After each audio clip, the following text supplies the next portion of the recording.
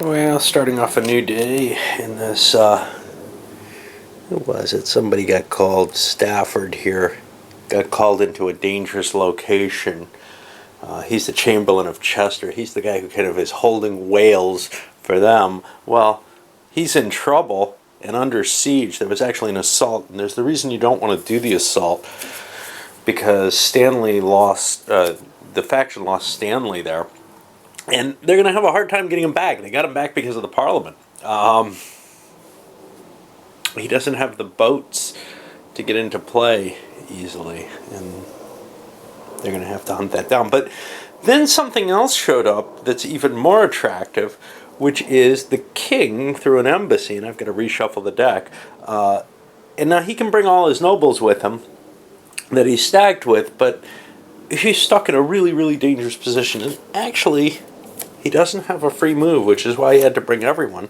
And this could be pretty much the end of that faction as a power, moving the Yorkists over into the Warwick side of things.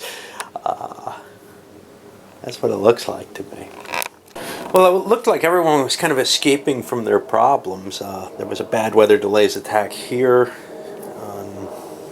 that attack, until finally Shrewsbury got landed in his location, went out and stomped Greystoke and knocked him out, taking, another power from another weak player. Really what it comes down to here is, if these weaker players want to be able to work, to do well, they kind of have to consolidate the power. And the question, of course, is, well, can they just come to some sort of agreement?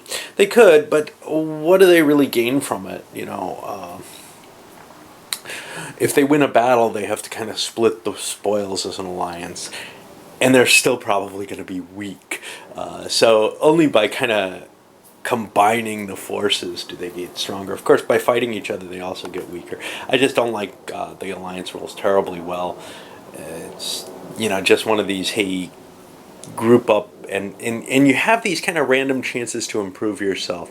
So it's not like they can move around and really influence the world all that much as an alliance. Alright. It's an interesting situation right here now. I moved Warwick's force in. They felt like the bigger force, but when I count up the strength of this, and this, they're all right in the same area, which is to say that cards could make the whole difference. Now, Mowbray just went, and he couldn't come to an agreement on an alliance to basically try to wreck this power base, which I find more frightening than than the opposing Plantagenet family. But he didn't try to look at it the other way. Hey, let's try to wreck Richard of York. Now what we may see is it's Berkeley's turn.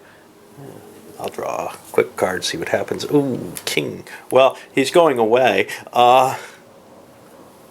So it wouldn't really be an issue. But on his turn, he might have tried to convince a dual alignment with the Warwick faction to ally together, march up, and destroy Mowbray's faction. The problem is nobody wants to give Edward to the Warwicks. But the question would be, are you willing to split the spoils and we'll kill Edward? I don't see that as happening, but the reason would be, let's start limiting the opposition. It'll be one of us, or it'll be one of the three of us rather than four of us at this point. But that's not going to happen. Well, Warwick's faction made an attack on the king, and having a royal heir, being the defender, 2 shifts, what was a significant, although not 2-to-1 advantage overall, and some vacillations, turned what looked like a likely victory that would give Warwick an heir to a total rout. The only people who are left are those who ran from the battle. They were all executed by the king. And, well, gives them draws. There wasn't a lot that could be offered, although Stanley, sitting in his hand, was something of an enticement. The problem here is Richard really wants to wipe things out and take some of the uncertainty out of the game at this point. He's in the best political position. Getting a couple more cards might put him in a military position where he can handle one of these other powers. Although Beaufort's little faction has got a lot of potential with so many people. The reason this is happening is we're under a catastrophe. That changed the odds significantly, taking away some of those big strength points that the jobs gave. Otherwise, it would have been more of a blowout, I think. But it seemed worth trying to stop him anyway. Unfortunately, it was the end of that faction's real power base. Alright, I gotta take their turn because they owe a card. Well, the Crown deck and the Catastrophe have both run out. Nothing much has happened since the last report. People trying to consolidate, get themselves into a position where they're safe again, but watching themselves getting flung out into where they're not necessarily safe. You could have had somebody like Stafford march up and attack Pole, but the odds just aren't there, and Pole has a castle. The one real opportunity open right now is Holland over here. He's got 110 troops. There's not much in range. I don't know if Mowbray can reach him. 1, 2, 3, 4, 5. Not quite, I don't think. It's hard to... Every now and then you get these points where you can count 1, 2, 3, 4, yeah. Where you can count and you're almost there. If he had roads, he could get there. But this log is in the way, and nobody really sees a point in giving an attack, even on an enemy, by that kind of method. Well, what looked like it was going to be a climactic battle, Norfolk moved his entire force, using a free move even, to get Pole into the fight, even though he's only 30 more strength points. It was a close run thing, like 270 to 210 on the field, and they had some extra cards. Well, a vacillating novel came up, Berkeley ran away, went home. All that really happened is Clifford here is dead, and he goes to the pile. It wasn't even a significant enough battle to gain the next draw had there been multiple cards falling. Kind of a depressing situation, but here's the problem. He's got to figure out a place he can go. He's not that big. He's 110, 150 strength points. That's it on his own. He's got to find a place he can go and hide in and not besiege. Now, we're looking at, what, 270 here, I think? 150, 180, 210, 290, 300, actually. I don't remember what we had, but there are places. I mean, Oxford, Southampton, he'd be safe in those locations to hide. It's just, now he's got to think about hiding. He's got one, he's getting down to a very small faction. Interesting little fight happened here. Arundel's faction marched down even after getting a vacillating novel on Audley. And we're attacking Stafford's faction. However, this Plantagenet was sitting there, and he joined in on Stafford's side, ended up bringing it to a close battle, but as we know, the defender has a huge advantage in these close battles with column shift on every single attack. And, well, things didn't go well for Arundel's side. His entire force got captured. He bought his own life with the city of Newcastle, which isn't likely to be either of theirs for very long, and the Stanley card, which neither of them can actually grab.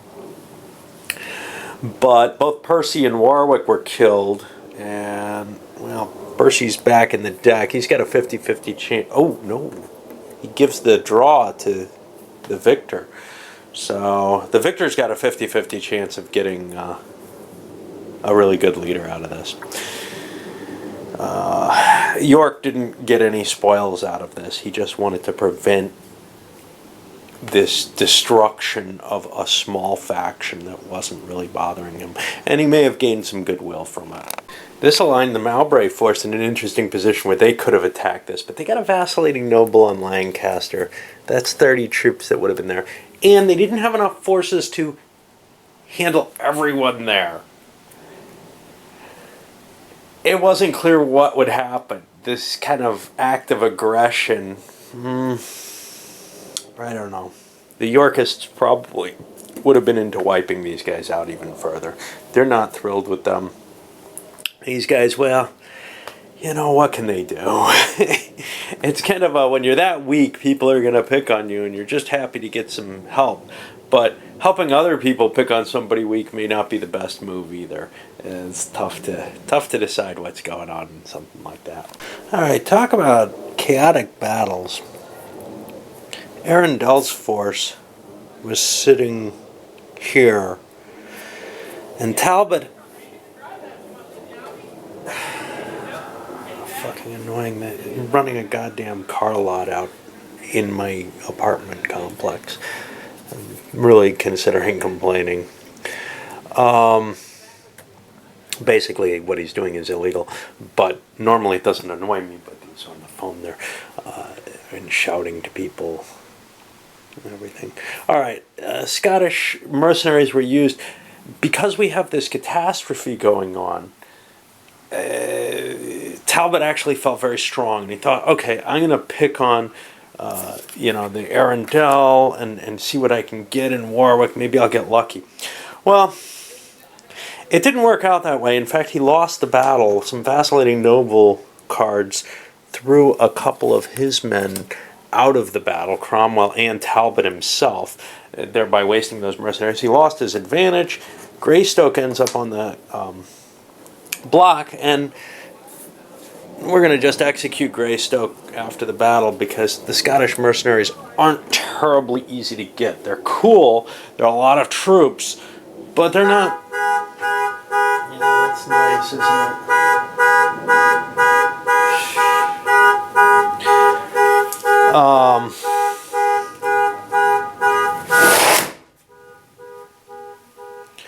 Anyway, they're really fucking annoying me. The results of the battle were basically that Greystoke got killed and will be in the deck there too. But Arundel died too and took with him his office, Warden of the Cinque Ports, which means these ships go away. Which was sort of the last remaining strength this faction had. They've lost Percy, they've lost almost all of their offices and everything else, and they're just getting weaker and weaker. But this guy took himself down and weakened him. Anyway, we got another... I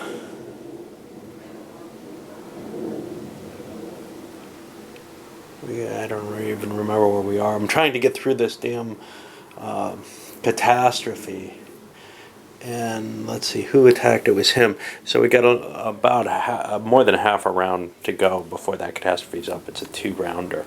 Actually, because this was happening over on the Talbot faction's turn, they're the ones who get the card. It wasn't a big enough battle in the end to justify, and so Warwick's faction gained nothing out of this fight that they kind of won. But both sides are just, weakened so much. Well, that catastrophe came to an end. Had some jockeying for position, some running around, the king running up to Preston, whatever. Watch my key up there. God, that guy's annoying. And, anyway, not much resulted out of it, really. Finally, Warwick came back down, attacked Stafford's allies, Bourchier and Hastings, who were down here. Defeated them easily. Was offered, hey, you want Stanley back for them? He says, no. But he doesn't want to kill them both, so he only kills Hastings so that he gets the card for him, leaving Bourchier here because he doesn't want to strengthen one of the more powerful factions, which is all that he would be doing with that victory. Anyway, now we're at the shakeup after all these troops return, where things get a little different. I mean, people were sort of ready for him, but you can see Roos is out here. What the hell is going on with that? I don't know. I don't know why he's there. I think there was a call away to Ludlow from right next door to him, maybe. And oh, that was from the battle. I don't know. Roos would have been a more interesting choice than the one he took. So he kind of made a mistake there, but I guess he's trying to get things back. Who knows? Anyway, there are definitely a few vulnerable pieces kicking around. There almost always are. But vulnerable pieces aren't how you win the game. You win the game in the big battle where you're able to take the noble. And there's several of those left, right? We've got Richard of York, who is hiding in York right now, so he could just die from a plague. We've got Edward of Lancaster in the big pile of Mowbrays. We've got the Duke of Somerset here, who's Edward's backup. If Edward wins the game, if all the Yorkists are destroyed, then it doesn't matter where he is. But if Edward dies, this guy becomes a claimant, and he has to be wiped out as if he's a noble. And then the final one, we got Richard of Gloucester down here. Nobody can touch him because it's really tough to get a couple hundred troops down to Calais, siege it, and grab this guy who's right now, he's second in line. That isn't bad, and he provides a military advantage. But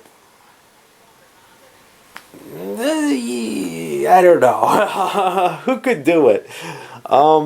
The Admiral has enough naval power that he can do it, but most of the navies have been wiped out since then.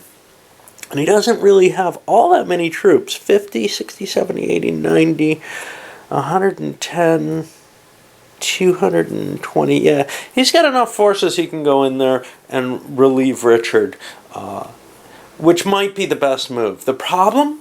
Well, it's got to be done at some point if you're going to win, but it means you've put 2 heirs with your stack. It means if you lose, the game could be over. Whereas winning, well, he's still got 2 heirs to knock off. So he's got a lot of work to do before he can deal with Richard. Anyway, I'm going to load this one up.